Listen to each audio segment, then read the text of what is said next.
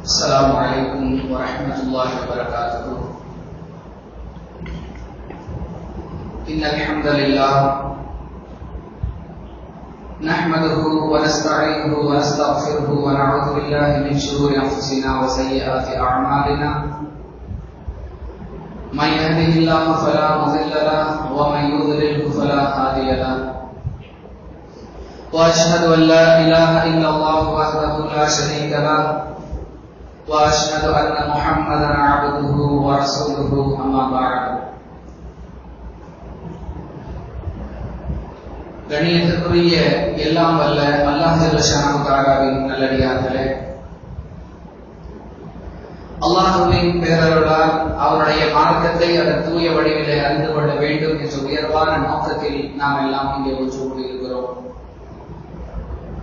இப்படிப்பட்ட ஒரு உயர்வான வாய்ப்பை நமக்கு வழங்கியதற்காக அல்லாஹ் ரஹ்மானுக்கு நாம் அதிகமாக நன்றி செலுத்த கடமைப்பட்டிருக்கிறோம்.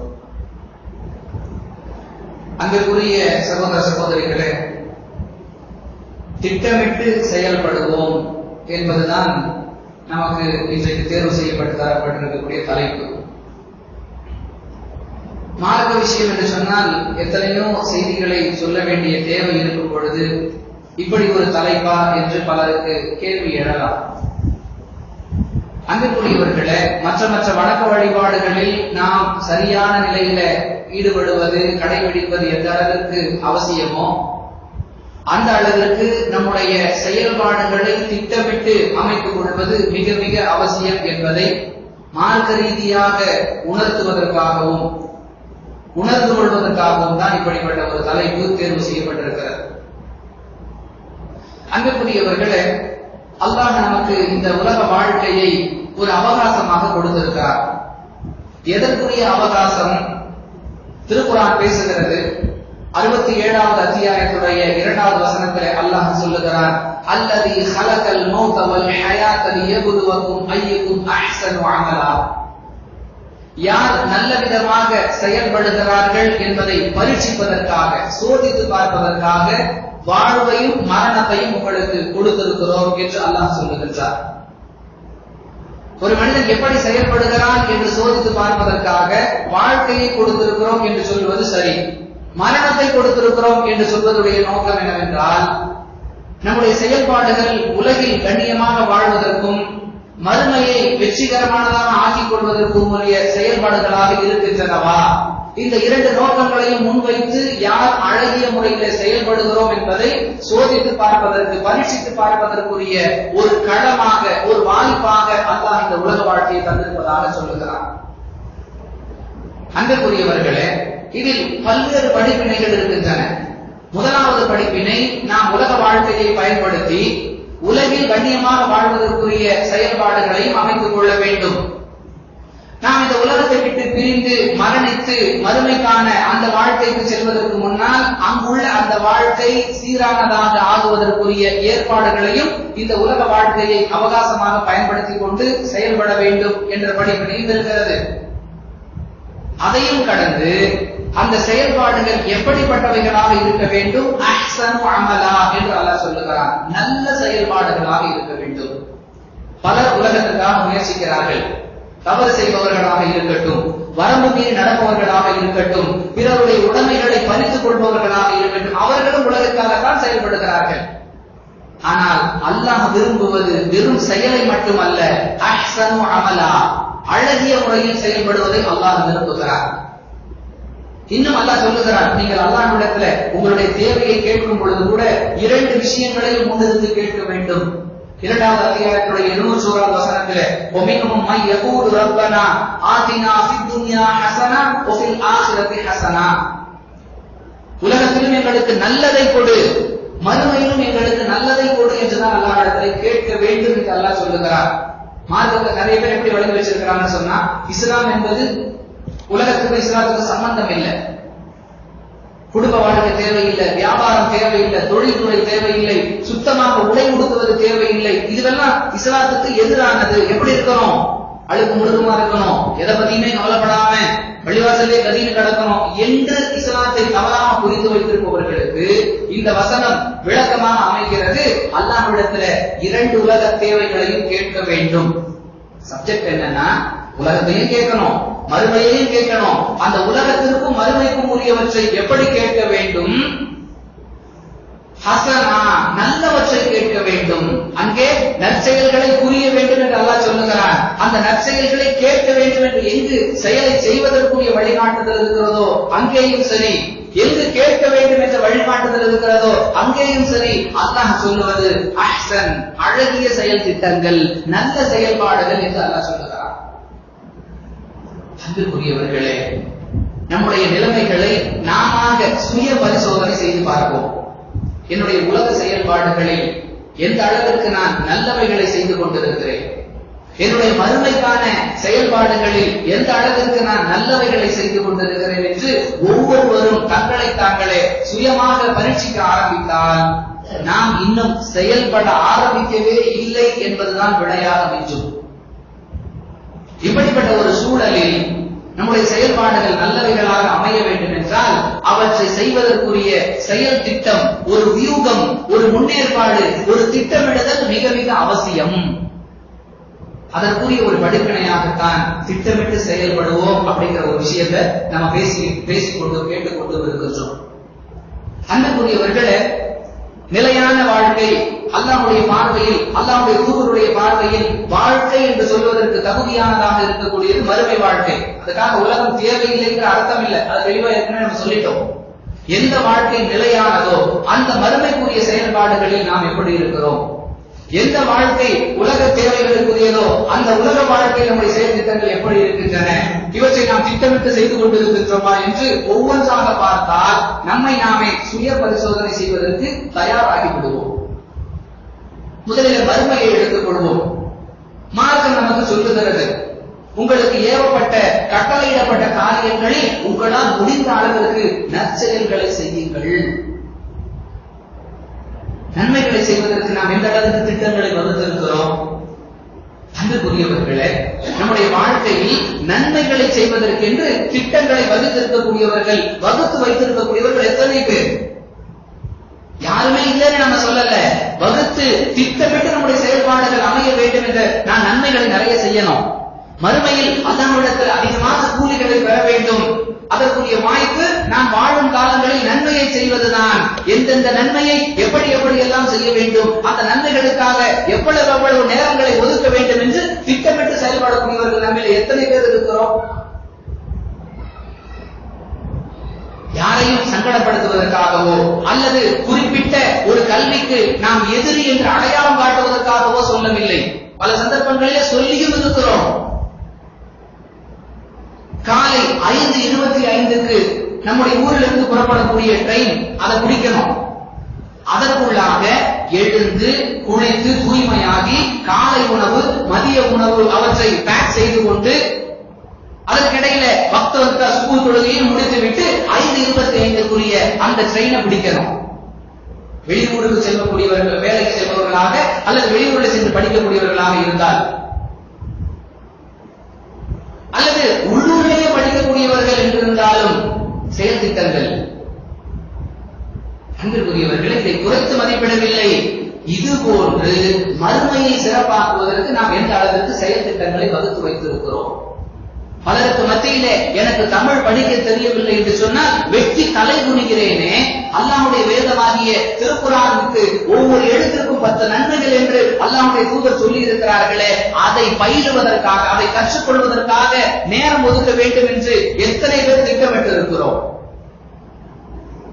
அதற்கு மத்தியில ஒரு தமிழ் அப்ளிகேஷனை ஃபில் பண்ண தெரியலனா எனக்கு வெட்கம்.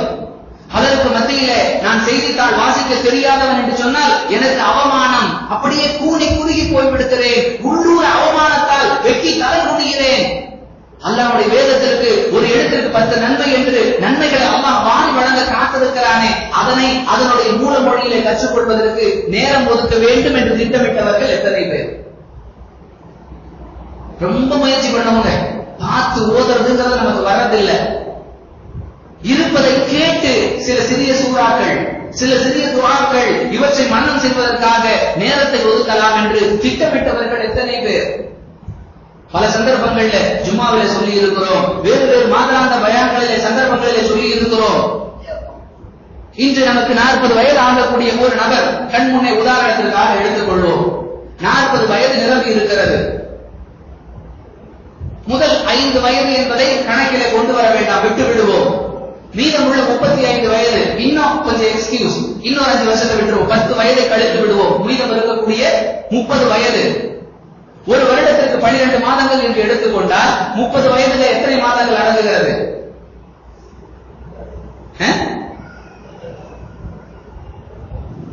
38 12 360 மாதங்கள். நியாயமாக திட்டமிட வேண்டும் என்ற மனோநிலையோடு சிந்தியுங்கள். 40 வயது நிரம்பிய ஒரு மனிதருடைய வாழ்நாளில் முதல் 10 வருடத்தை கழித்து விட்டோம். மீதம் இருக்கக்கூடிய 30 வயதில் வருடத்திற்கு 12 மாதங்கள் என்ற அடிப்படையில் 360 மாதங்களை அவர் கடந்து விட்டார் என்று சொல்வதற்கும் கடத்திட்டார் சொல்வதற்கும் வித்தியாசம் இருக்குது. அது என்ன வித்தியாசம் பிறகு பார்ப்போம். அன்புக்குரியவர்களே, ஒரு மாதம் ஒரு சூறாவை மனனம் செய்வதற்கு என்று எடுத்துக்கொண்டார். அவ்வளவு நினைவாற்றல் குறைவுள்ளவர்கள் அல்லாஹ்வுடைய கிருபையில யாரும் இருக்க மாட்டோம். ஒரு சூறாவை மனனம் செய்வதற்கு சூரத்துல் பக்ரா, சூரா ஆல இம்ரான், அதை பத்தி எல்லாம் நம்ம பேசல. குறைஞ்சபட்சம் ஒரு 30-35 வசனங்களை கொண்ட சிறிய சூறாக்கள், 26வது ஜுஸுவுக்கு பிறகு உள்ள சூறாக்கள். உதாரணத்துக்கு சொல்வதாக இருந்தால் 46வது அத்தியாயத்திலிருந்து இதுக்கு பின்னாடி உள்ளது, அதுக்கு முன்ன உள்ளதெல்லாம் பெரும் அத்தியாயங்கள். ஒரு மாதம் ஒரு சூறாவை மனப்பாடம் செய்வதற்கு எடுத்துக்கொள்வோம். அப்படி என்றால் 360 சூறா இல்ல. உதாரணத்துக்காக எத்தனை சூறாக்களை மனனம் செய்திருக்கலாம், எத்தனை துஆக்களை மனனம் செய்திருக்கலாம். அப்படி திட்டமிட்டு செயல்பட்டவர்கள் நம்மில எத்தனை பேர்? யாரையும் குற்றவாளி கூண்டிலே நிறுத்தி கேள்வி கேட்பதற்குரிய வாய்ப்பல்ல. நம்மை நாமே சுய பரிசோதனை செய்து கொள்ள வேண்டும். நாம் திட்டமிட்டுதான் செயல்படுகிறோமா? வணக்க வழிபாடுகள், இன்னென்ன நேரத்தில் இன்னென்ன வணக்கங்களை செய்ய வேண்டும், அது நம் மீது விதியாகி இருக்கிறது. அதற்காக நம்முடைய நேரங்களை திட்டமிட்டு வகுத்துக் கொள்ள வேண்டும் என்று அமைத்து வணக்க வழிபாடுகளுக்காக திட்டமிடக்கூடியவர்கள் எத்தனை பேர்? ஒரு நன்மையை செய்ய வேண்டும் என்றால் அதை மார்க்கம் எப்படி சொல்லி தந்ததோ அந்த அடிப்படையில் செய்தால்தான் அதற்குரிய முழுமையான கூலியை பெற முடியும். எனவே நாம் செய்ய வேண்டிய வணக்க வழிபாடுகளை எப்படி எப்படி செய்ய வேண்டும் என்பதை கற்றுக்கொள்வதற்காக திட்டமிட்டு நேரம் ஒதுக்கியவர்கள் நம்மில எத்தனை பேர்? எல்லாம் 15 வருஷம் படிச்ச ஆலிம் சாக்கள் ஆகணும் அப்படின்னு சொல்லல. அரபி இலக்கணங்களை கரைத்து குடிக்க வேண்டும், அது நம்முடைய எதிர்பார்ப்பு அல்ல. அன்றாட வாழ்வில் நாம் சந்திக்கக்கூடிய பிரச்சனைகளுக்கு எந்த இஸ்லாத்தை நாம் நம்முடைய வாழ்க்கை நெறியாக ஏற்றிருக்கிறோமோ அந்த மார்க்கம் சொல்லக்கூடிய வழிகாட்டுதல் என்ன? அன்றாட வாழ்வில நாம் சந்திக்கக்கூடிய பிரச்சனைகளுக்கு எந்த மார்க்கத்தை நாம் ஏற்றிருக்கிறோமோ அந்த மார்க்கம் சொல்லக்கூடிய தீர்வுகள் என்னென்ன? இதை தெரிந்து கொள்வதற்காக, இதை படிப்பதற்காக நேரம் ஒதுக்கியவர்கள் நம்மிலே எத்தனை பேர்? நாம் படிக்க தெரிந்த, நமக்கு புரியக்கூடிய மொழியாக்கங்கள் திருக்குரானிலும் நபிமொழிகளிலும் வந்துவிட்டன. மதரசாவில சென்று நேரம் ஒதுக்கி பல ஆண்டுகளை கழிப்பதற்குரிய சூழ்நிலை இல்லை என்றாலும் நம்முடைய தாய் பாஷையில வந்திருக்கக்கூடிய மார்க்க செய்திகளை படிக்க வேண்டும், அதற்காக நேரம் ஒதுக்க வேண்டும் என்று திட்டமிட்டவர்கள் நம்மள எத்தனை பேர் இருக்கிறோம்? அன்புக்குரியவர்களே, இதுவெல்லாம் மறுமை சம்பந்தப்பட்ட விவரம். உலக விஷயம் என்று எடுத்துக்கொண்டால் எத்தனை குடும்பங்களிலே நம்முடைய ஜமாத் சார்பாக ஷரியத் தீர்ப்பாயம் என்று ஒரு பிரிவு இருக்கிறது. குடும்ப பிரச்சனைகளுக்கு தீர்வு சொல்வதுதான் அந்த பிரிவுடைய பொறுப்பு. ஷரியத் தீர்ப்பாயம் குடும்ப வழக்குகளுக்கு, அந்த பிரச்சனைகளுக்கு மார்க்க ரீதியான தீர்வை சொல்லி சுமூகத்தை ஏற்படுத்தக்கூடிய அந்த ஷரியத் தீர்ப்பாயத்தில் வரக்கூடிய பெரும்பாலான பிரச்சனைகளில் இந்த கணவரோடு நான் வாழ மாட்டேன் என்று மனைவிமார்கள் சொல்லக்கூடிய பெரும்பாலான பிரச்சனைகளில் அவர்கள் கணவர் முடிச்சு வந்து அடிக்கிறாரு அப்படிங்கிற காரணம் எல்லாம் ஒரு புறம் இருந்தாலும் பெரும் சதவீதம் என்று எடுத்துக்கொண்டால் இவர் முறையாக சம்பாத்தியம் செய்வதில்லை, முறையாக பொருளீட்டுவதில்லை, முறையாக பொருளீட்டி எங்கள் குடும்ப தேவைகளை நிறைவேற்றவில்லை, இதற்கு பிறகு இவரோடு தொடர்ந்து நான் வாழ முடியாது என்ற காரணங்கள் தான் மிகுதியாக வருகின்றன. சம்பாதிக்க முடியாதவர் அல்ல, சம்பாதிக்க தெரியாதவர் அல்ல, சம்பாதிப்பதற்கென்று திட்டமிடாதவராக இருக்கிறார். கையிலே தொழில் இருக்கிறது. சொல்லுவாங்கல்ல, பலரை பார்த்திருக்கிறோம், திறமையான தொழிலை கையில வைத்திருப்பவர் திட்டமிட்டு செயல்படக்கூடியவராக இருக்க மாட்டார். ஒரு இடத்துல ஒரு வேலை எடுத்து ஆரம்பிச்சு விட்டுட்டு அப்படியே போயிடுவார். போன் போட்டா போன் எடுக்கிறது இல்ல. அன்புக்குரியவர்களே, அதிகமான குடும்ப பிரச்சனைகளுக்கு இது பிரதானமான காரணமாக இருக்கிறது. ஒழுங்கா சம்பாத்தியம் பண்றது இல்லைங்க. உத்தியோகம் புருஷ லட்சணம். சம்பாத்தியம் இல்லாத புருஷனோட நான் எப்படி வாழ முடியும், என் பிள்ளைங்களுக்கு எப்படி கால் வயிறு கஞ்சி ஊத்த முடியும், இந்த ஆள் வேணான்னு விட்டு ஒதுங்கினா நான் எங்கேயாவது வேலைக்கு போய் என் பிள்ளைங்களை பாதுகாத்துக்குவேன் என்ற பிரச்சனைகள் அதிகமாக வருகின்றனவே. மார்க்க விஷயத்துலதான் திட்டமிடுதல் இல்லை, உலக விஷயங்களிலாவது. மார்க்க வேணான்ற அர்த்தம் இல்ல, அதை இரண்டாம் பட்சத்தில் வைத்திருக்கக்கூடியவர்கள் குறைந்தபட்சம் உலக விஷயங்களிலாவது திட்டமிட்டு செயல்படக்கூடியவர்களாக இருக்கிறார்களா? கல்வி கற்பவர்கள் என்று எடுத்துக்கொண்டார் முறையாக நம்ம பாஷையில என்ன, லோக்கல் பாஷையில என்ன சொல்லுவாங்க, அந்த கட்டடிக்கிறது.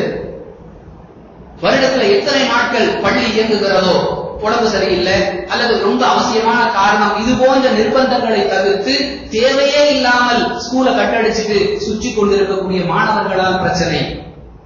காரணமே இல்லாமல் கல்லூரிக்கு கல்தா கொடுக்கக்கூடிய மாணவர்களால் பிரச்சனை. ரிசல்ட் வரும் பொழுது அந்த செமஸ்டர்ல உள்ள மொத்தமே அரியர். ஒழுங்கா ஸ்கூலுக்கு போகாத, ஒழுங்கா காலேஜுக்கு போகாத, இப்படிப்பட்ட திட்டமிடுதல் இல்லாதவர்களால் இது போன்ற பிரச்சனைகள் என்றால், கரெக்டா ஸ்கூலுக்கு அட்டெண்டன்ஸ்ல எந்த குறைபாடும் இல்லை, காலேஜ்ல அட்டெண்டன்ஸ்ல எந்த குறைபாடும் இல்லை, ஆனால் ரிசல்ட்ல குறைபாடு மட்டும்தான் இருக்கிறது. பள்ளி மாணவர்கள் என்று எடுத்துக்கொண்டால் காலாண்டு தேர்வு, அதுக்கு எவ்வளவு சிலபஸ், காலாண்டு தேர்வு வரை நாம் எவ்வளவு பாடங்கள் நடத்தி முடிக்கப்பட வேண்டும் என்று ஒரு சிலபஸ் இருக்கிறது. கடமைக்கு அவங்க நடத்திடுவாங்க, தேர்வுக்கு நாம் தானே தயாராக வேண்டும். காலாண்டு தேர்வுக்கு இவ்வளவு போர்ஷன்ஸ் இருக்கிறது, அதை படிக்க வேண்டும் என்று திட்டமிட்டு முறையாக படிக்கக்கூடியவர்கள் எத்தனை பேர்? அன்புக்குரியவர்களே, இதெல்லாம் ஆச்சரியமான செய்தி அல்ல, யதார்த்தம். இப்படித்தான் நடக்க வேண்டும். திட்டமிட்டு செயல்படுவோங்கிறது ஒரு தலைப்பெடுத்து பேசுற மேட்டர் இல்லைங்க, இது சாதாரணமானது. இது இல்லாததால் இது பெரிதாக தெரிகிறது. உதாரணத்துக்கு சொல்வதாக இருந்தால், பழைய துணி விலை கொடுத்து வாங்கக்கூடிய ஒரு வியாபாரி, நம்ம தெருவுல தான் பார்ப்போம்ல, புடவையை கொடுத்துட்டு ஷர்ட் எல்லாம் கொடுத்தோம்னா பிளாஸ்டிக் குடம், பிளாஸ்டிக் பக்கெட், இது போன்று பழைய துணிகளை பெற்றுக்கொண்டு அதற்கு பகரமாக பொருட்களை தரக்கூடிய வியாபாரி. இந்த வியாபாரம் செய்யக்கூடிய ஒரு பெண்மணி வீடு வீடாக சென்று பழைய துணிகளை எல்லாம் காசு கொடுத்து அல்லது பொருட்களை கொடுத்து கலெக்ட் பண்ணிட்டு வர்றாங்க. வந்து மொத்த துணியை சேர்த்து தன்னுடைய வீட்டுல எல்லா துணிகளையும் பிரிக்கிறாங்க. தரவாரியா பிரிக்கிறதுக்காக அனைத்து துணிகளையும் உதறி மடிச்சு ஒழுங்கு பண்ணிட்டு இருக்கிறாங்க. அப்போ ஒரு டிஷர்ட்டோட பாக்கெட்ல இருந்து சற்றேறக்குறைய 12 பவுண்ட் மதிப்புள்ள ஒரு தங்க நகை கீழே விழுகிறது. 12 சவரன் ஏறக்குறைய எடையுள்ள ஒரு தங்க சங்கிலி ஒரு டிஷர்ட்டை ஒதுக்கும் பொழுது அதனுடைய பாக்கெட்ல இருந்து கீழே விழுகிறது. இந்த அம்மாவுக்கு ஒரே கவலை, யார் வீட்டு துணின்னு தெரியல. ஒரு 10-15 வீட்டுல இன்னைக்கு முழுக்க வியாபாரம் பார்த்திருக்கிறோம். குறிப்பாக யாருடையது என்று தெரிந்தால் சம்பந்தப்பட்டவர்களிடத்துல கொண்டு போய் ஒப்படைக்கலாம்.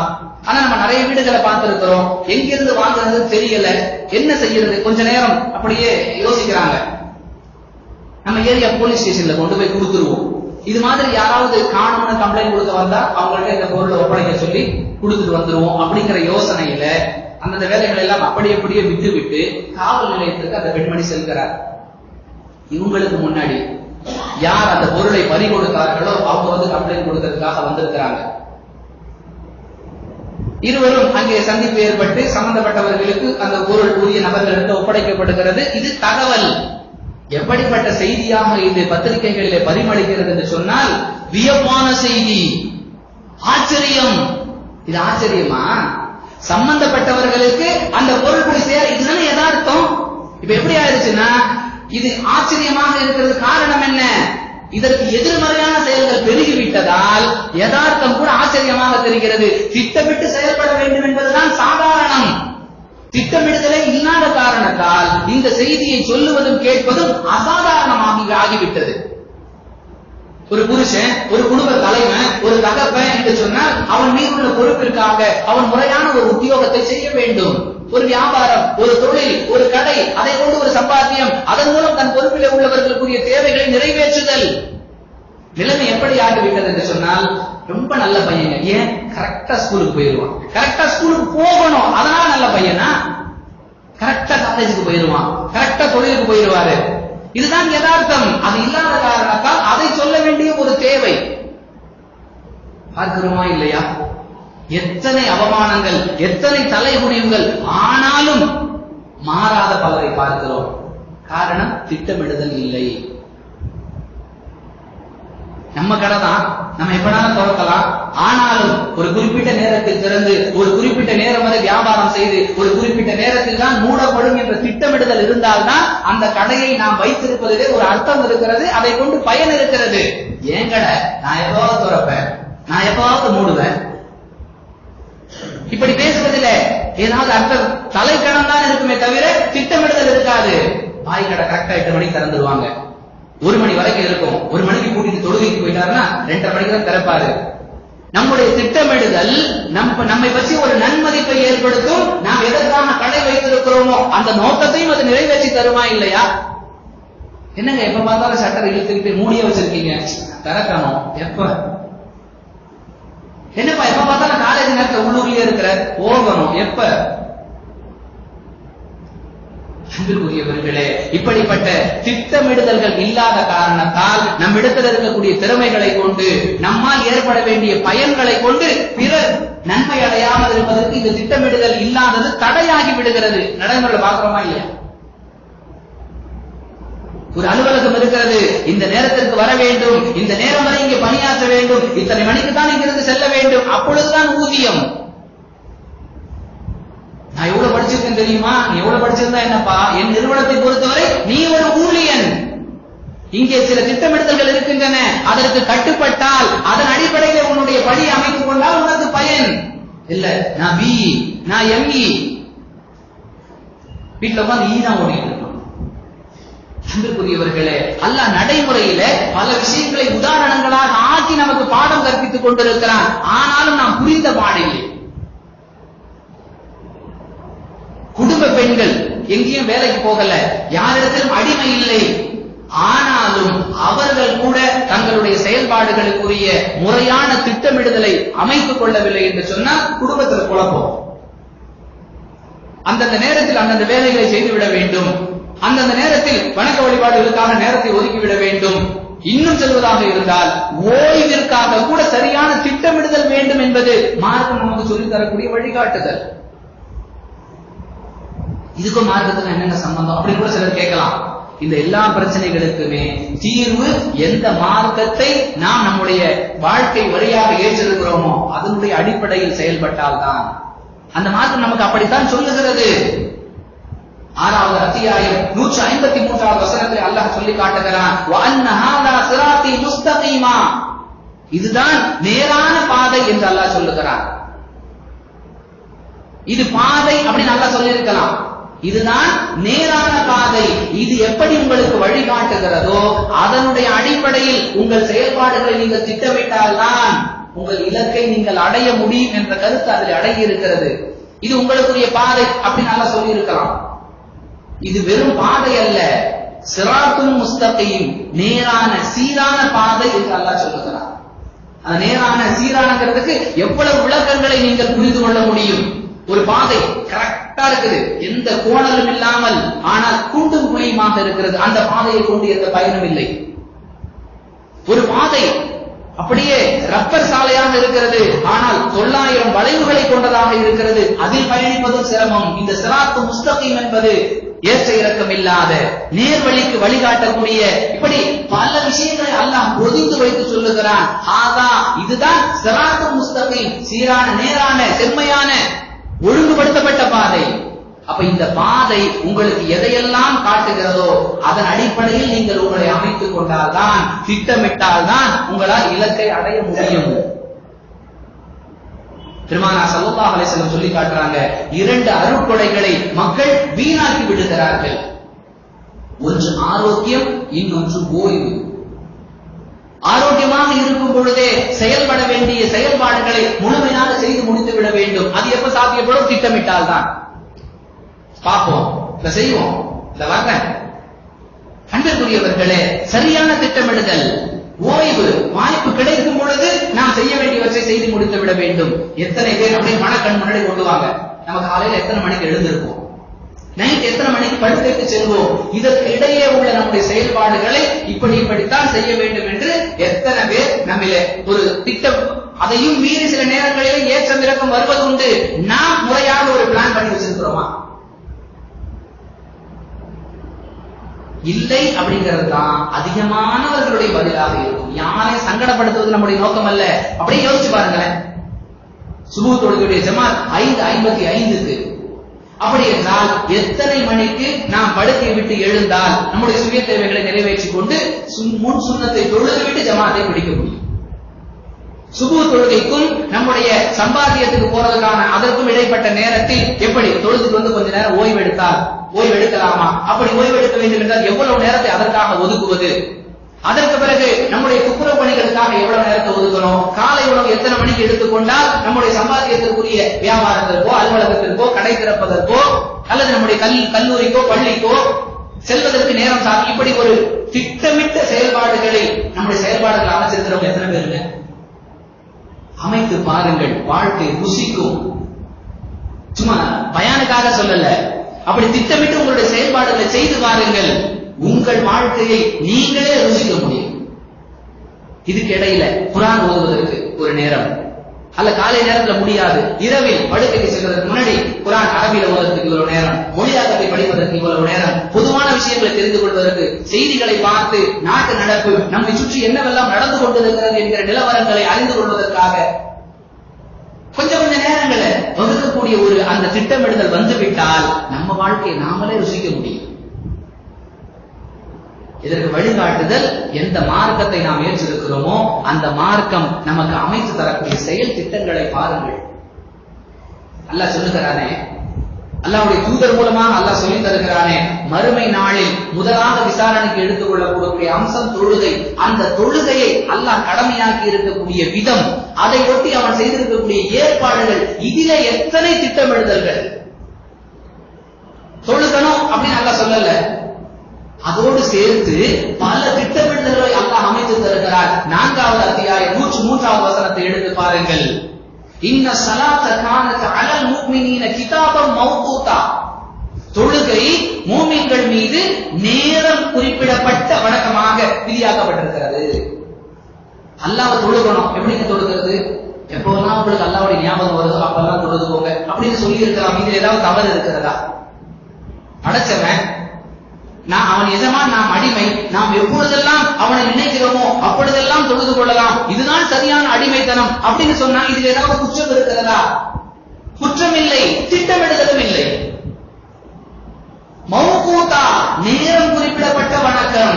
அதுக்கு அல்லாஹ்வுடைய தூதர் மூலமாக அல்லாஹ் விளக்கத்தையும் சொல்லி தருகிறான். ஒவ்வொரு தொழுகைக்கும் ஆரம்ப நேரம் இது, முடிவு நேரம் இது.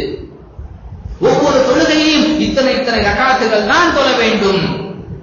கடமையான அந்த தொழுகை அல்லாமல் அதற்கு முன்னும் பின்னும் தொழக்கூடிய உபரி தொழுகைகளை இந்த அளவுதான் தொழ வேண்டும். அன்புக்குரியவர்களே, எத்தனை வியப்பு அல்லாஹ்வுடைய வார்த்தையில, எத்தனை திட்டமிடுதல்கள் அல்லாஹ் கடமையாக்கி இருக்கக்கூடிய விதத்துல யோசித்திருக்கிறோமா? படைச்சவன் அவனை எவ்வளவு தொழுதாலும் அது நிறைவாகாதுங்க. அதனால லொஹர் விடுமுறை நாட்கள் எல்லாம் 10 ரக்காத் வெளிப்படையாக பார்த்தால் இது என்னங்க தப்பு? அல்லாஹ் எவ்வளவு தொழுதாலும் நன்மை தானே, அல்லாஹ் எப்ப தொழுதாலும் அனுமதி தானே அப்படின்னு கூட யோசிக்கலாம். ஹாதா சிராத்தி முஸ்தகீமா அப்படிங்கிறதுக்கு அர்த்தம் இல்லாம போயிடும். அப்படிங்கிறதோட சேர்த்து அல்லாஹ் சொல்லுகிறான், இதைத்தான் நீங்கள் பின்பற்ற வேண்டும். எது நேரான பாதையோ அதைத்தான் பின்பற்ற வேண்டும் என்று சொல்லுவது அர்த்தம் இல்லாமல் ஆகிவிடும். எதற்கு மடக்கா இருந்தா அல்லாஹ் எப்படாலும் தொழுகலாம், அல்லாஹ்வை எவ்வளவு வேண்டுமானாலும் தொழுகலாம் என்பது வெளிப்படையான நன்மை போன்று தெரிந்தாலும் அதுல அர்த்தம் இருக்காது. நேரம் குறிப்பிடப்பட்ட வணக்கம். அந்த நேரம் எப்படி? ஒவ்வொரு தொழுகைக்கும் ஆரம்ப நேரம் இது, முடிவு நேரம் இது. ஒவ்வொரு தொழுகையுடைய அளவிற்கும் இத்தனை ரக்காத்துகள். அதற்கு முன்பும் பின்பும் தொழக்கூடிய உபரியில இந்த அளவு.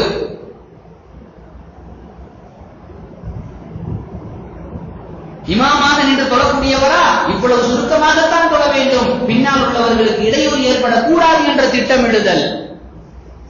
தனியாக தொழும் பொழுது நம்முடைய இயலாமை, நம்முடைய இயலும் தன்மை நாம் முடிவு செய்து கொள்வோம். அதற்கு திட்டமிடுவது தேவையில்லை. ஏன்னா நாமே திட்டமிட்டுக்க போறோம்.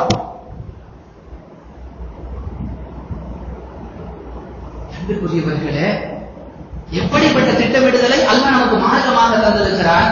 நோன்பை எடுத்துக் கொள்ளுங்கள். அல்லாஹ்வுக்கு முன்பாக நம்முடைய அடிமைத்தனத்தை நாம் நிரூபிக்க வேண்டும். அல்லாஹ்வுக்காக பட்டினி கிடக்கணும், எப்பனாலும் இருக்கலாம், எவ்வளவு நாள் வேண்டுமானாலும் இருக்கலாம், இப்படி சொல்வதில் ஏதாவது தவறு இருக்கிறதா? அல்லாஹ் அப்படி விட்டு விடவில்லை. அதிலே ஒரு திட்டமிடுதல். 2வது அத்தியாயத்துடைய 185வது வசனத்தை சொல்லி காட்டுகிறான். ஃபமன் ஷஹித மின்கும் ஷஹர ஃபல்யஸும். யார் அந்த மாதத்தை அடைகிறாரோ அவர் நோன்பு நோக்கட்டும். பிறையை பார்த்து நோன்பு வையுங்க, பிறையை பார்த்து நோன்பு முடியுங்க. மேகமூட்டமா இருக்குதா, அங்கேயும் திட்டமிடுதல். மாதத்தை 30ஆக பூர்த்தி செய்து கொள்ளுங்கள். வாழ்க்கை வழிகாட்டுதலிலே திட்டமிடுதல், வணக்க வழிபாடுகளிலே திட்டமிடுதல். நம்மளை படைச்சவன், நம்ம தேவையெல்லாம் நிறைவேற்றக்கூடியவன், நம்மை மரணிக்கக்கூடியவன், அனைத்து ஆற்றல்களுக்கும் சொந்தக்காரன், அவனுக்காக எப்ப வேண்டுமானாலும் நோன்பு வைக்கலாம் என்பது சொல்வதற்கு நன்றாக கூட இருக்கலாம். அதில் திட்டமிடுதல் இல்லை. எனவே ரப்புல் ஆலமீன் திட்டமிடுகிறான், அந்த மாதத்தை அடைந்தால் நோன்பு வைத்து. அந்த நோன்பை கூட எப்படி ரமலான் மாதம் முழுக்க நோன்பாளியா இருக்கிறதா, அதிலும் திட்டமிடுதல். இருட்டிலிருந்து வெள்ள தெரிய ஆரம்பிக்கிற வரைக்கும் குலு வஷ்ரபு ஹத்தா யதபையன லகுமுல் கைத்துல் அப்யது மினல் கைத்தில் அஸ்வதி மினல் ஃபஜ்ர். இருளிலிருந்து வெண்மை வெளிப்பட ஆரம்பிக்கிற வரைக்கும் உண்ணுங்க, பருகுங்க. எப்போ வெண்மை தெரிய ஆரம்பிச்சிருச்சோ சாப்பிடுறத நிறுத்திருங்க, பருகிறத நிறுத்திருங்க. சும்ம அதிமு சியாம இலல்லை. எப்பொழுது இரவு ஆரம்பமாகிறதோ உடனே நீங்க பழையபடி சாப்பிட ஆரம்பிச்சிருங்க. பேணுதல் என்ற அடிப்படையில மகரிபுடைய வக்து வந்துவிட்டால் கூட தாமதப்படுத்தி நோன்பு திறக்கக்கூடிய ஒரு கலாச்சாரம் சுன்னத் வல் ஜமாத் என்ற பெயரில் தூக்கி பிடிக்கப்படுகிறதே, இது பகிரங்கமாக குர்ஆனுக்கு எதிரான ஒரு செயல். ஏனென்றால் படைத்த ரப்புல் ஆலமீன் ஒரு திட்டமிடுதலை நமக்கு தந்திருக்கும் பொழுது நாம் பேணுதல் கடைபிடிக்கிறேன்னு சொன்னா அல்லாஹ்வை விட நீங்க விவரமானவங்க அப்படின்னு சொல்ல வர்றீங்க.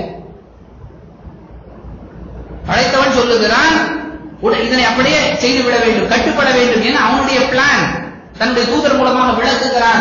எதுவரை சகலை தாமதப்படுத்தி நோன்பு திறப்பதை துரிதப்படுத்துகிறீர்களோ அதுவரை நீங்கள் நன்மையில் இருந்து கொண்டிருக்கிறீர்கள் என்று அல்லாஹ் சொல்லுகிறான். சகலை தாமதப்படுத்துவது நன்மை, 2 மணிக்கே சாப்பிட்டு தூங்குவதல்ல. நோன்பு திறப்பதை விரைவுபடுத்துவது நன்மை, பேணுதல்ங்கிற பேர்ல 8 நிமிஷம் காலம் தாழ்த்துவது அல்ல. எப்படிப்பட்ட திட்டமிடுதல்! அந்த திட்டமிடுதலை கரெக்டா நிறைவேற்றினால் நாம் நன்மையிலே இருக்கிறோம் என்றும் அல்லாஹ் சேர்த்து சொல்லுகிறான்.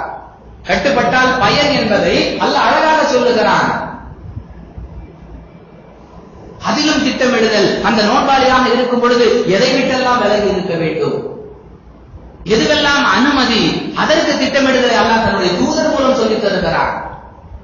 ஜகாத்தை எடுத்துக்கொண்டால் எந்த அளவிற்கு ஒருவருடைய பொருளாதார நிலை உயர்ந்தால் அவர் ஜகாத்து கொடுக்க வேண்டும், எவ்வளவு இருந்தால் எவ்வளவு கொடுக்க வேண்டும், கால்நடைகளுக்கு எப்படிப்பட்ட ஜகாத், விவசாயத்திற்கு எப்படிப்பட்ட ஜகாத். அந்த விவசாயத்தில இயற்கை பாசனமாக நாம் ஏதோ மோட்டார் போடல, கிணறு வெட்டல, ஏதோ ஏத்த இறைக்கல, இயற்கையாக கிடைக்கக்கூடிய மழை நீர் பாசனம், ஏரி பாசனம், வாய்க்கால் பாசனம், ஓடை பாசனம், இது போன்ற இயற்கை விவசாயம் என்றால் அதிலே என்ன அளவு?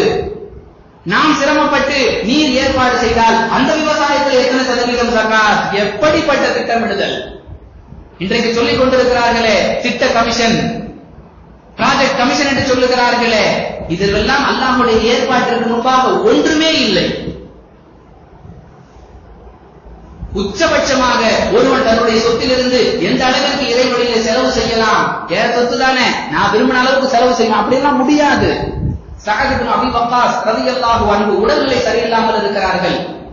பெருமானார் ஸல்லல்லாஹு அலைஹி வஸல்லம் அவங்களை சந்திக்கிறாங்க, நலம் விசாரிக்கிறாங்க. அப்பொழுது சஅத் இப்னு அபீ வக்காஸ் சொல்லுகிறார், யா ரசூலல்லாஹ், என்னுடைய சொத்துக்களை எல்லாம் நான் அல்லாஹ்வுடைய பாதையில கொடுத்து விடுகிறேன். பெருமானார் ஸல்லல்லாஹு அலைஹி வஸல்லம் சொன்னாங்க, உனக்கு ஒரு மகள் இருக்கிறாள், அவளை கருத்திலே கொள்ள வேண்டும், உன்னுடைய வாரிசை அடுத்த வருடத்துல கையேந்திர மாதிரி விட்டுட்டு போக கூடாது. பெருமானார் ஸல்லல்லாஹு அலைஹி வஸல்லம் இந்த உபதேசத்தை கேட்டுவிட்டு சஅத் இப்னு அபீ வக்காஸ் ரலியல்லாஹு அன்ஹு சொல்றாங்க, யா ரசூலல்லாஹ், என்னுடைய சொத்துல பாதிய நான் அல்லாஹ்வுடைய பாதையில கொடுத்து மீதி என்னுடைய மகளுக்காக இருக்கட்டும். இல்ல, இது கூட அதிகம். யார சொல்லலாம், 1/3 அல்லாஹ்வுடைய பாதையில கொடுக்கிற, மீதம் என்னுடைய மகளுக்காக இருக்கட்டும். இதுவும் அதிகம் தான், இருந்தாலும் பரவாயில்ல. ஏன் பணம் நான் சம்பாதிச்சேன், இதுல என்ன என் மார்க்கம் தலையிடுகிறது அப்படி கேட்கலாமா? என்னுடைய உழைப்பால் வந்தது, நான் திரட்டியது, அல்லது என்னுடைய தலைமுறை வாரிசு சொத்தாக எனக்கு கிடைத்தது, நான் நினைச்ச மொத்தத்தையும் கொடுப்பேன், இல்ல ஒண்ணும் கொடுக்காம கூட இருப்பேன். இப்படியெல்லாம் நீ முடிவு செய்யக்கூடாது. இங்கே ஒரு வரையறை, ஒரு திட்டமிடுதல் இருக்கிறது. கட்டாய தர்மம் என்றால் அதற்குரிய திட்டமிடுதல், உபரி தர்மம் என்றால் அதற்குரிய திட்டமிடுதல். ஹஜ், இதை பற்றி மார்க்கம் எந்த அளவிற்கு நமக்கு திட்டமிட்டு வழிகாட்டுகிறது. 3வது அத்தியாயம் 97வது வசனத்தில் அல்லாஹ் சொல்லி காட்டுகிறார், வலில்லாஹி அலன் நாஸி ஹஜ்ஜுல் பைத்தி மன் இஸ்ததாஅ இலைஹி சபீலா. யார் சக்தி பெற்றிருக்கிறார்களோ, அந்த ஆலயத்திற்கு சென்று வருவதற்கு யார் சக்தி பெற்றிருக்கிறார்களோ அவர்கள் மீது ஹஜ் கடமை.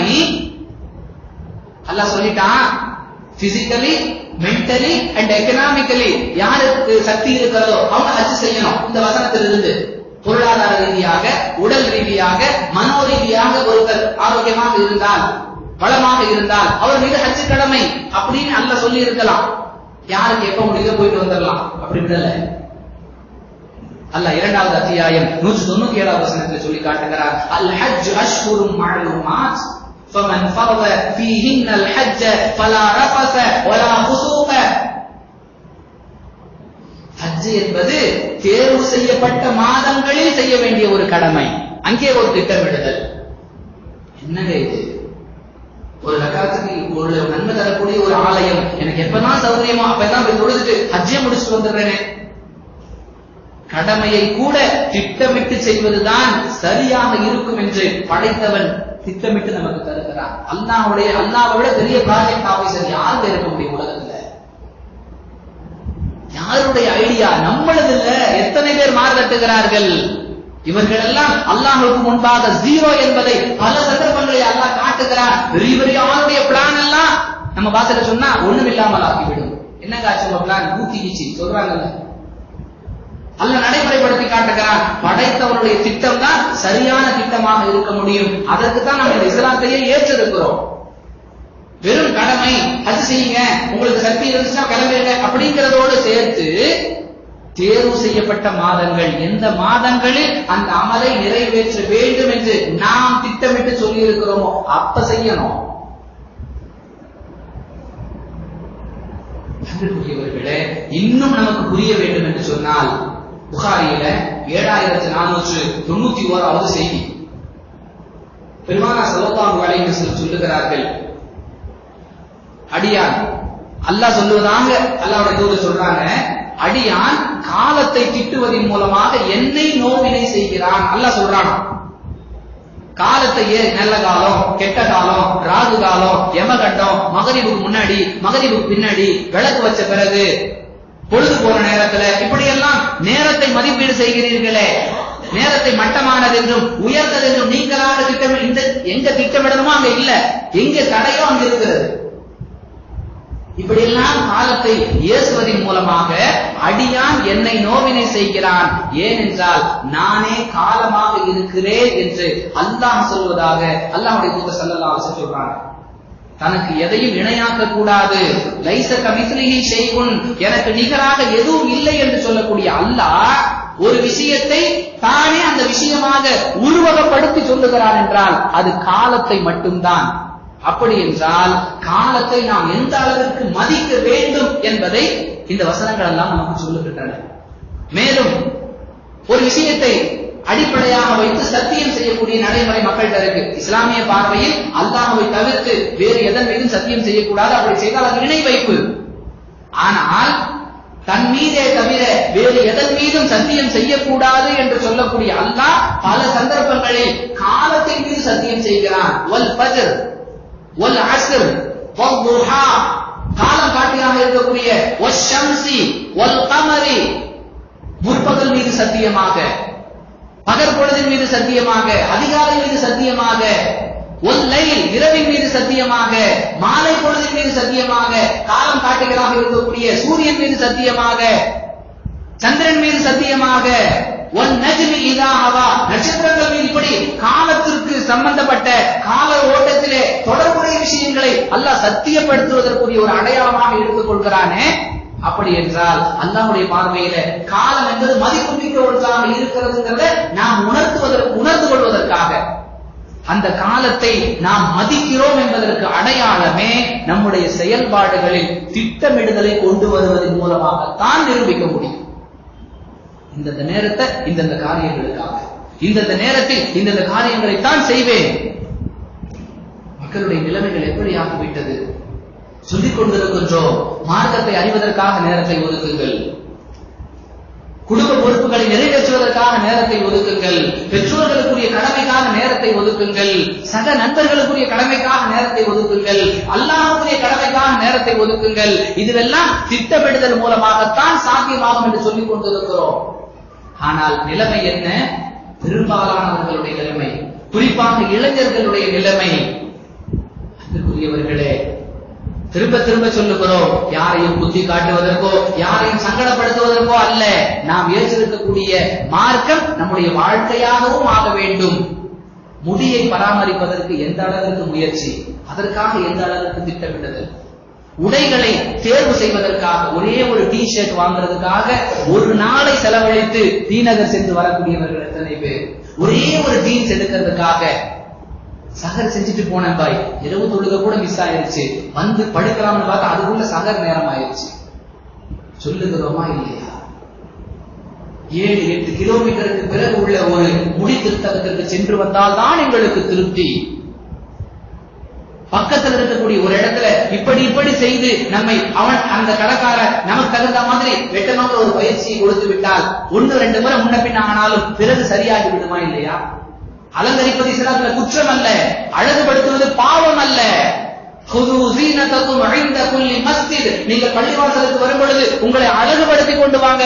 7வது அத்தியாயம் 31வது வசனம் சொல்லுகிறது. நாம் அதற்கு மாற்றாக சொல்லவில்லை, அதற்காகவே சர்வசதா திட்டமிடுதல் இருக்கக்கூடாது என்பதைத்தான் சொல்லுகிறோம். ஒரே ஒரு ஆடைக்காக ஒரு நாள் செலவழிப்பது எல்லாம் கேட்பான்ல, நேரத்தை கொடுத்தேனே, ஆயுளை கொடுத்தேனே, அதை எப்படி எப்படி எல்லாம் செலவு செய்தாய் என்று கேட்கும் பொழுது நாம் அல்லாஹ்விடத்தில் நியாயமான நேர்மையான ஒழுங்கான கணக்கை கொடுத்தால் தானே வெற்றி பெற முடியும். எல்லாம் ஒரு சாக்ஸும் ஒரு டி ஷர்ட்டும் எடுத்த ஒரு நாள் கழிஞ்சிருச்சு, இப்படி சொல்லலாமா? சொல்ல நமக்கு தான் துணிவு வருமா? கண்ணாடி முன்னாடி நின்றுகிட்டு அந்த தலையை ஒழுங்குபடுத்துறதுக்காக ஆகக்கூடிய நேரம் இருக்கிறதே, அல்லாஹு அக்பர். அதுல வேற என்ன பண்ணாலும் படிய மாட்டேங்கிறாய். நாம் அல்லாஹ்வுக்கு படியாம இருக்கிறத பத்தி என்னைக்குமே கவலைப்படல. முடி நமக்கு கட்டுப்பட்டு படிய மாட்டேங்கிறதுல பெரும் கவலை.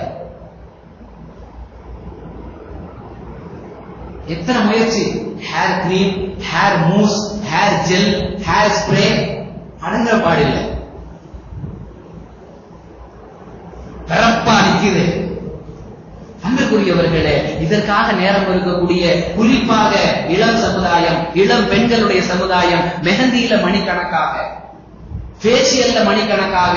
நாங்க எங்கேயும் பார்லர்லாம் போறதில்லைங்க, வீட்டையே பார்லரா மாத்திடுவோம்ல. மணிக்கணக்கில் நேரத்தை செலவழித்து விட்டு கடமைகளிலே குறை, வணக்க வழிபாடுகளிலே குறை, மார்க்கத்தை தேடுவதிலே குறை, பெற்றோர்களுக்குரிய கடமைகளிலே குறை, கணவனுக்குரிய கடமைகளிலே குறை. எப்படி குடும்ப பஞ்சாயத்துகளில ஆரம்பத்தில் சொன்னோம்ல, சரியான சம்பாத்தியம் இல்லை, இனி இந்த ஆளோடு நான் வாழ்றது சிரமம் என்று சொல்வது பஞ்சாயத்துல எப்படி வருதோ அது போன்று என்ன கொஞ்சம் கூட மதிக்கிறது இல்லைங்க, இனி எப்படி நாங்க இவ்வளவு வாழ்றது?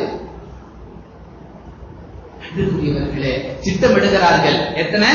காலையில 10:30 இருந்து நைட்டு 10:30 வரைக்கும் உள்ள சீரியல் பாதிக்காத அளவிற்கு வேலைகளை திட்டமிடுகிறார்கள். கணவனுக்குரிய கடமை இருக்குது, பெற்றெடுத்த பிள்ளைகளுக்குரிய கடமை இருக்கிறது, வயது முதிர்ந்த பெற்றோர்களோ அல்லது மாமனார் மாமியாரோ வீட்டில் இருந்தால் அவர்களுக்குரிய கடமைகள் இருக்கிறது. இதையெல்லாம் திட்டமிட்டால் தானே செய்ய முடியும். அப்படிப்பட்ட ஒரு சமுதாயத்தை அல்லாஹ்வுடைய தூதர் உருவாக்கி காட்டினார்கள். அன்புக்குரியவர்களே, இஸ்லாத்தை ஏற்றிருக்கிறோம் என்பதற்குரிய அடையாளம் அந்த இஸ்லாம் நம்முடைய வாழ்க்கையிலே அமைந்து விட்டது, அதனுடைய அடிப்படையில் செயல்பாடுகளை செய்கிறோம் என்பதற்குரிய அடையாளம் நம்முடைய நடவடிக்கைகளிலே வெளிப்படும் நாம் திட்டமிட்டால். எத்தனை முறை இந்த செய்திகளை கேட்டிருப்போம். உமர் ரலியல்லாஹு அன்ஹு புகாரியில 89வது செய்தி. என்னோடு ஒரு அன்சாரி தோழமையில இருந்தார். உமர் ரலியல்லாஹு அன்ஹு சொல்றாங்க, நானும் அவரும் திட்டமிட்டுக் கொண்டோம். எப்படி? ஒரு நாள் நீங்க அல்லாஹ்வுடைய தூதரோடு அந்த சமூகத்தில் ரசூலுல்லாஹ்வுடைய சபையில் இருக்கணும். காலை முதல் இரவு வரை அல்லாஹ்வுடைய தூதர் எதையெல்லாம் மார்க்கம் என்ற அடிப்படையில் சொல்லி தருகிறார்களோ அதையெல்லாம் கற்றுக்கொள்ள வேண்டும். நான் சம்பாத்தியத்திற்காக வியாபாரத்திற்காக வெளியே செல்வேன். இரவு இருவரும் சந்திப்போம். அன்று முழுவதும் அவர் என்னவெல்லாம் கற்றுக்கொண்டாரோ அதை எனக்கு கற்றுக் கொடுப்பார். அன்று முழுவதும் நான் எவ்வளவு சம்பாதித்தேனோ அதில் பாதியை அவருக்கு கொடுத்து விடுவேன். 2 பேருடைய துனியாவும் சீராக இருந்தது, 2 பேருடைய தீனும் சீராக இருந்தது. எப்பொழுது? திட்டமிட்ட காரணத்தால். அதே புகாரியில 3004வது செய்தி. கடந்த வாரத்துக்கு முந்தைய ஜும்மாவில் கூட நம்ம பதிவு செய்தோம். அவுலியாக்களின் அடையாளங்கள் அந்த தலைப்புல வேறொரு படிப்பினைக்காக அந்த செய்தியை சொல்லிடும். எப்படி? என்ன செய்தி? குறிப்பிட்ட சில கோத்திரத்தார் மார்க்கத்தை சொல்லித் தருவதற்கு எங்களுக்கு ஆட்களை அனுப்புங்கள் என்று அல்லாஹ்வுடைய தூதரிடத்தில் கேட்கிறார்கள். நபி ஸல்லல்லாஹு அலைஹி வஸல்லம் சில காரிகளை குர்ஆனை மனனம் செய்து முறையாக ஓதக்கூடிய மார்க்க அறிவு பெற்ற 70 காரிகளை அனுப்புகிறார்கள். வழியில் அவர்களை கொலை செய்து விடுகிறார்கள். அப்படிங்கிறது அந்த ஹதீஸ். அந்த இளைஞர்கள் அந்த காரிகளை பற்றி எப்படி ஹதீஸில் அறிமுகம் வருகிறது தெரியுமா? அவர்கள் அனைவரும் இளைஞர்களாக இருந்தார்கள். யாராவது ஒரு வயசு பையன் தப்பு பண்ணா ஒருத்தர் அதை கண்டிக்கிறார், இன்னொருத்தர் சொல்றாரு, வயசு கோளாறு விடுங்க, அவன் திருந்து வாங்க. ஹதீஸில் வருகிறது, அவர்கள் அனைவரும் இளைஞர்களாக இருந்தார்கள். அந்த இளமை பருவத்தை அவர்கள் எப்படி திட்டமிட்டார்கள் என்றால், பகல் முழுக்க காடுகளுக்கு சென்று விறகுகளை சேகரிப்பார்கள். வீட்டு தேவை இருக்குது, அல்லாஹ்வுடைய தூதர் மார்க்க தேவை என்று கேட்டால் அதற்கு கொடுக்க வேண்டும், தர்மம் செய்ய வேண்டும், நம் தேவைகளை பார்க்க வேண்டும், பெற்றோர்களை பராமரிக்க வேண்டும், உடன் பிறந்தவர்களுக்குரிய தேவைகளை நிறைவேற்ற வேண்டும். இதற்காக பகல் முழுவதும் அலைந்து திரிந்து காடு வனாந்தரங்களிலே விறகுகளை எல்லாம் சேகரிப்பார்கள் பொருளாதார தேவைக்காக. இரவு நேரங்களில் தாங்கள் மனனம் செய்து வைத்திருக்கும் திருக்குர்ஆனை ஓதி அல்லாஹ்வுக்கு முன்பாக தொழுகையிலே நிற்பார்கள். இளமை பருவத்தை திட்டமிட்டு செலவிட்டார்கள். மார்க்கத்தை சொல்லணும் அப்படின்னு ஒரு சிலர் அழைக்கும் பொழுது அல்லாஹ்வுடைய தூதர் இவர்கள் சென்றால் அங்கே முறையான மார்க்கம் சொல்லப்படும் என்று தேர்வு செய்து அனுப்பக்கூடிய அளவிற்கு மார்க்க விஷயத்திலும் குறை வைக்காத அல்லாஹ்வுடைய தூதரை நன்னம்பிக்கை பெற்ற இளைஞர்களாக இருந்தார்கள். உலக விஷயத்திலும் எந்த குறையும் வைக்காம அதற்குரிய ஒரு சம்பாத்திய ஏற்பாட்டை செய்யக்கூடியவர்களாக இருந்தார்கள். அந்த 70 காரிகளைத்தான் அவர்கள் பொய்யாக தகவல் சொல்லி அழைத்து சென்று கொன்றார்களே. ஒரு மாதம் பெருமானார் ஸல்லல்லாஹு அலைஹி வஸல்லம் அவர்கள் இவர்களுக்கு எதிராக அல்லாஹ்விடத்திலே பிரார்த்தனை செய்தார்கள் என்று ஹதீஸிலே பார்க்கிறோம். சரியான திட்டமிடுதல் இருந்த காரணத்தால் உலக வாழ்க்கையில யாரும் கம்ப்ளைண்ட் பண்ணல. வெறும் அந்த முகமது கூட பள்ளிவாசலே கிடக்குறீங்களா அப்படின்னு யாரும் பஞ்சாயத்து வைக்கல. நல்ல சம்பாதிக்கிறாங்க, மார்க்க விஷயத்துல ஒண்ணும் இல்லையே என்று சொல்ல முடியாத அளவிற்கு நபிகளாரின் நன்மதிப்பை பெற்றவர்களாக இருந்தார்களே. திட்டமிடுதல் அவர்களை அப்படி வழி நடத்தியது. சிலருடைய தலையை பார்க்கிறோம், அது என்ன கலர்னே தெரியல. அதற்காக பல ஆலோசனைகள், பல மஷூராக்கள். கோல்டன் பிரவுன் போடலாமா? அன்பிற்குரியவர்களே, இதுவெல்லாம் தவறு என்று நாம் சொல்லவில்லை. உங்க விருப்பம். கருப்பை தவிர வேறு என்ன கலர் நிறையை மறைக்க வேண்டும் மார்க்கம் சொல்லுகிறது. ஆனால் அதற்காகவே நம்முடைய நேரம், நம்முடைய பொருள், நம்முடைய திட்டமிடுதல், நம்முடைய ஆயுள், நம்முடைய சிந்தனை எல்லாம் செலவழிஞ்சிருச்சுன்னா அடிப்படையில் நாம் எதற்கு திட்டமிட வேண்டுமோ அதிலே கோட்டை விட்டு விடுவோம். முடிவு செய்து கொள்ள வேண்டும். என்னுடைய ஒவ்வொரு நாளை நான் எப்படியெல்லாம் திட்டமிட்டு செலவழிக்க வேண்டும், என்னை படைத்த இறைவனுக்கு ஆற்ற வேண்டிய கடமைகளை நான் எப்படி செலுத்துவது, அதற்குரிய நேரங்களை எப்படியெல்லாம் ஒதுக்குவது. என்ன எல்லாருக்கும் பொதுவா நம்ம ஒரு திட்டத்தெல்லாம் சொல்ல முடியாது. அவரவருடைய தொழில், வியாபாரம், குடும்ப சூழல், உத்தியோகம், கடை, அவர் செய்யக்கூடிய பணி, அவர் மீது உள்ள மற்ற பொறுப்புகள், இதையெல்லாம் கவனித்து தாங்களாகவே ஒவ்வொருவரும் திட்டமிட வேண்டும். படைத்த இறைவனுக்குரிய கடமைகள், நம்மை நம்பி நம்மிடத்துல அல்லாஹ்வால் அமானிதமாக ஒப்படைக்கப்பட்ட மனைவிக்குரிய கடமைகள், அவள் மூலமாக நாம் பெற்றெடுத்த பிள்ளைகளுக்குரிய கடமைகள், நம்மை பெற்றெடுத்த பெற்றோர்களுக்குரிய கடமைகள், நாம் சார்ந்திருக்கக்கூடிய சமூகத்திற்கு நாம் ஆற்ற வேண்டிய கடமைகள், இவற்றை நமக்கு இருக்கக்கூடிய நேரத்தில் எப்படி எப்படியெல்லாம் நிறைவேற்றுவது என்று திட்டமிட்டு வாழ்ந்தால், நம்ம ஆரம்பத்திலேயே சொன்னோமே அன்புக்குரியவர்களே, நம் வாழ்க்கையை நாமே ரசிக்க முடியும். நம் வாழ்க்கை நமக்கே ரசனையாக இருக்கும். கடந்ததெல்லாம் கடந்து போட்டுங்க. இனி வரும் காலங்களில் இப்படி ஒரு திட்டமிடுதல், திருக்குரானை மனனம் செய்வதற்கு, இன்னும் பார்த்து ஓதுவது தெரியவில்லை என்றால் அதற்கான ஏற்பாட்டிற்கு டெய்லி இவ்வளவு நேரம், திருக்குரான் தமிழாக்கத்தை படிப்பதற்கு இவ்வளவு நேரம், இன்னும் என்னுடைய தொழுகை நபி வழியிலே அமையவில்லை, அமைய வேண்டும் என்ற ஆசை இருக்கிறது, அதற்காக நபி வழியில் என்னுடைய தொழுகை அமைத்துக் கொள்வதற்கு, அது தொடர்பான செய்திகளை தெரிந்து கொள்வதற்கு நேரம்.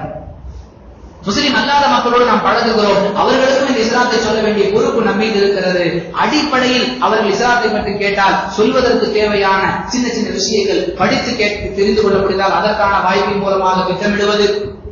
படிக்கிற அளவுக்கு நேரம் இல்லை, கேட்டு தெரிஞ்சு இப்படிலாம் கேட்டாங்கன்னா நான் எப்படிலாம் சொல்றது, இப்படி எல்லாம் சூழ்நிலைகள் அமைந்தால் நாங்க அப்ப எப்படி நடந்துகிறது, மார்க்கத்திற்கு மாற்றமான நிகழ்ச்சிக்கு நம்மை அழைத்தால் அதை தவிர்த்து கொள்வதற்கு அவர்களிடத்தில் முறையான காரணங்களை எப்படி விளக்குவது, அல்லாஹ்வுக்கு விருப்பமில்லாத சபைகள் நமக்கு ஏற்பட்ட கலந்து கொள்ளக்கூடிய நெருக்கடி வந்தால் அங்கிருந்து விலகுவதற்கு மார்க்க ரீதியான வழிகாட்டுதல் என்ன, இதை அறிந்து கொள்வதற்கு நேரத்தை எப்படி திட்டமிடுவது.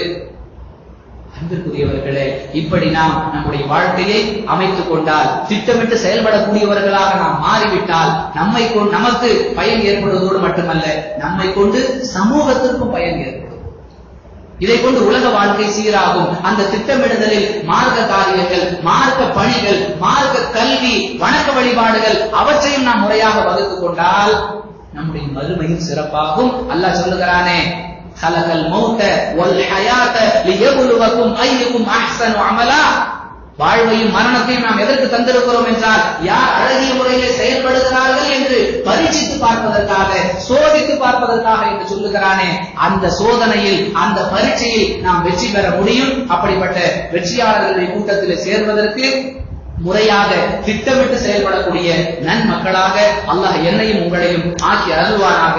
வாஸ்ருதவானா அனில் அல்ஹம்துலில்லாஹி ரப்பில் ஆலமீன். 7:30க்கு இன்ஷா அல்லாஹ் பாங்கு சொல்லப்படும். 7:45க்கு இஷா